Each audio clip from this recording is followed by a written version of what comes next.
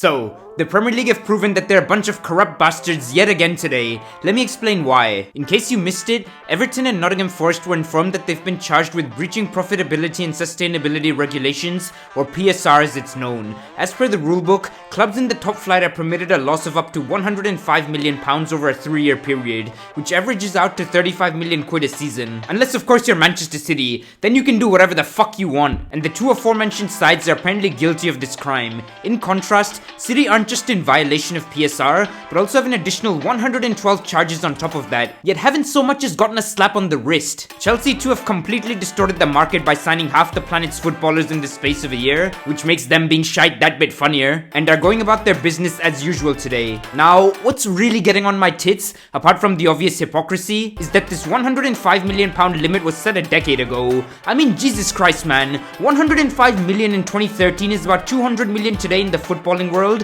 when you take transfer market inflation into account, and they've made the regulation so complicated that clubs don't know exactly where they stand until an official interpretation of the numbers is done. If you're sat there wondering why the Prem have suddenly become so anal about financial fair play, it's because they're trying to show the government they don't need an independent regulator, even though they quite clearly do. The big club biases existed for decades in English football, but the fact that they're still pulling all the strings so soon after the Super League debacle is a complete and utter piss take. Since 6 teams bring the cash in, the other 14 are treated like ass, and something's got to give. In regards to the process of PSR itself, the Premier League introduced a new fast-tracked version this season, whereby clubs had until December 31st to submit their accounts for the year and receive feedback for it 14 days later, which happens to be today. Needless to say, both a fine and points deduction is incoming for Everton and Nottingham Forest, although they do have the right to appeal it, or in other words, fill the pockets of a crooked prick to overturn what's happened. Perhaps the most mental part about all this is that May 24th has been identified as the date for coming to a final conclusion when it comes to appeals,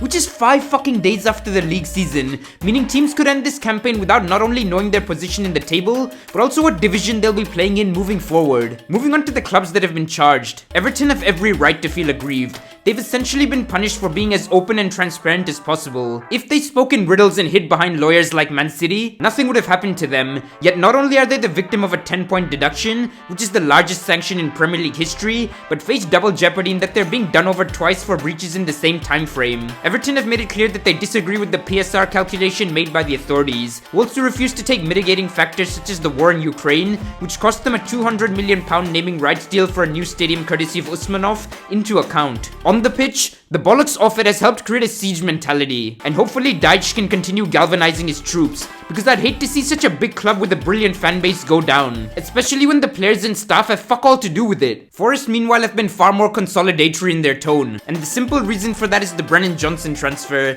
Had they sold him in June to Brentford for 35 million, they'd have been a-okay, yet because they decided to wait it out and flog him off to Spurs on deadline day in September for 50 million, they've been punished. You don't have to be Albert fucking Einstein to see that decision made them 15 million more, but the geniuses in the Premier League have a problem with it because it falls into a new accounting period. To his credit, Marinakis was simply trying to get as much money as possible as he could for a homegrown asset of the club, and one can only hope common sense prevails when it comes to this particular situation, although you can never be sure with these wankers. Before ending, I do have to say one thing. I firmly believe Everton and Forest did break the rules and could have avoided all the hassle if they'd been a bit more streetwise, but that's completely missing the point. What I, as well as every other supporter up and down the country wants to see, is justice being served. If you're gonna punish these two, then go after all the other clubs that have done wrong, or conversely, don't punish anyone at all if you don't have the minerals to take necessary action against the big boys. Do let me know where you stand on all of this down below. Make sure to check out the video on screen if you haven't already seen it, and I'll catch you in the next one, folks.